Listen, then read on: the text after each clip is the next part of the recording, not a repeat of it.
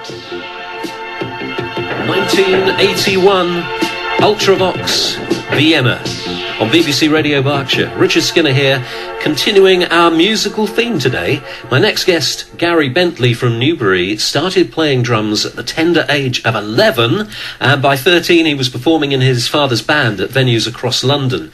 1984 was the year when he went professional at the age of 16, and he's worked ever since, touring with many top stars and a wide variety of bands, and playing in styles ranging from rock to salsa, it says here. And along the way he's found time to study as well with Bob Armstrong, one of the top drum tutors in the country, expanding his knowledge and playing technique. And Gary Bentley is here with me now. Welcome to the show, Gary. Good morning. Thanks for having me. 28 years in the business. Oh, yes. That's a lifetime, isn't it, really? And you're 44. Yeah, it's quite scary. Starts to make you feel a bit old.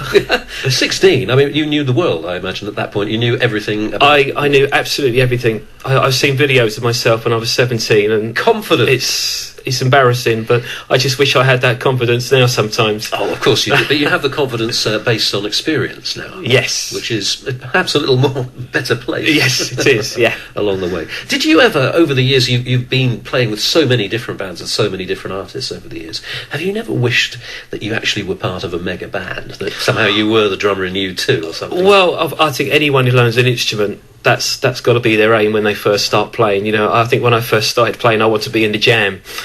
If anyone from that era, unfortunately, Rick Buckler was there already. Unfortunately, he was, yes. And I kind of knew that there was the route to take for that was to maybe get involved in an original band, and then I realised that probably meant going on the dole for a while and living in housing that wasn't very nice. And you know what, I quite like earning money, actually. So I took more that route where I knew I could earn some money doing what I was doing as well as enjoying it. Right, because I was going to ask you what the appeal was of being a drummer working across the business as you do, and you've almost answered it, that it is an income as opposed to just a hope or an aspiration. Yes. I think as you get older, you get a little bit more realistic on what you can achieve as well. And but I'm not complaining. I mean, I've been to, I think the other day I counted up countries. I've probably played in about 15 different countries. So do your job and see the world. Exactly, and I love travelling. Travelling's my other big passion. Yeah. So teaming up with that is great. Who gave you your first gig? I mean, I'm not counting your dad, which was crucial, of course, yeah, to be in your father's band. But what was your first actual engagement? My first engagement was the gig that I took in the former Yugoslavia in 1984. I met up with a keyboard player who's the same age as me. He was from Wandsworth. I was living in sunny Croydon, and he said, well, you know, you want to get together and maybe get a duo and see if we can get some work in at some holiday clubs and stuff like that. And I thought, oh, okay, well, that's a start. And then, you know, just kind of cutting a long story short, we met up with a couple of singers, a brother and sister singing duo, Beverly and Martin Carroll. And an agent said, you know what, I've got a contract for you, 6 months in Yugoslavia. And it was brilliant. And we did that for about 3 years. Yeah. And they were my growing up years, I think. You know, it was it was kind of like 3 gap years all in one. Yeah, you know, some. And this is what you were doing summer season there, was it? Basically, it was, but they were long summer seasons, so it kind of started in March and finished in October. You'd go home for a few weeks, and then you go back and do a skiing season. It was brilliant. I can't believe it. You'd do it for nothing, actually. No, you wouldn't. But, you know, you almost would do it for nothing, just to get the experience out of it. Briefly, big names you've performed with over the years, without going through every single one of them. There's some terrific names in there. The 3 Degrees, which, you know, are still touring now, but obviously were massive in the 70s. And I suppose they had that label because they were Prince Charles's favourite act, weren't they? You know, the Supremes. Or I should say a version of the Supremes, like a lot of these bands from the 60s, they tend to kind of split up and make their own versions of. Who else is there? There's, keeping in the 70s for a minute, Baccarat. I don't know if anyone can remember. Yes, sir, I can. That's the one. Yeah, we remember it well. And they were hilarious. They were great fun to work with. Really, really funny. And going into the 80s, where obviously we are at the moment, we've got Nick Hayward, Claire Grogan, Toya Wilcox. Few names from the 80s there. There are some good names. Talking of Nick Hayward, thought we'd like to listen to this. Marvellous. I think you know it quite well. Haircut 100 at BBC Radio Berkshire.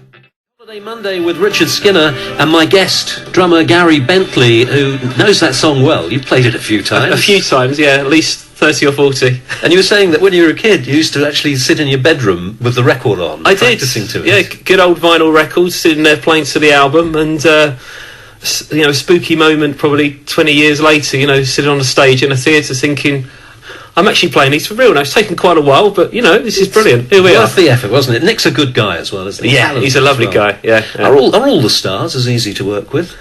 I think so. Well, I suppose I've got to say that, but it is true, that it's kind of... I don't think I've had any problems with anyone, really. You've never had to cope with a celebrity tantrum? No, I get those at home instead, maybe from a daughter. Yes, all right. We were talking off air about children, and it's a fascinating subject, not for this broadcast. But anyway, away from working with the stars, you've built this reputation as a show band player as well. What is a show band?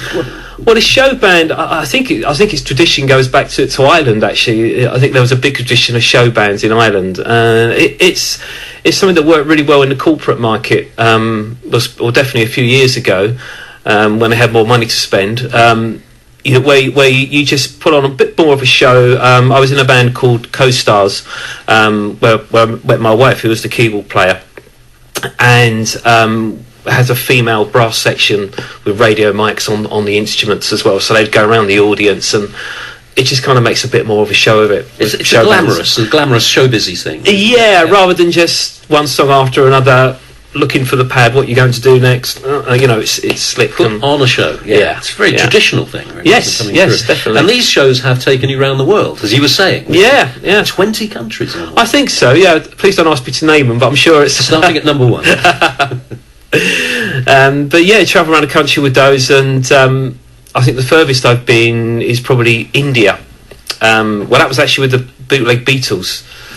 Right, were you being Ringo? I was, yes, yeah. No, yes, don't look anything like it. No, you'd be amazed what a wig and sideburns, and they did threaten a false nose, but they didn't go that far. Please, and you have to shake your head a lot. Oh yes. It's always a technique to it. Switching styles. I'm thinking of all these different bands and acts you've played with. It must be a nightmare sometimes, surely. It's great. That's what makes it fun, really. If you were playing the same style over and over again and never changing, then you could get stale and boring. But I love the idea of just kind of having this imaginary switch modes. Okay, so today I'm Ringo. Yeah.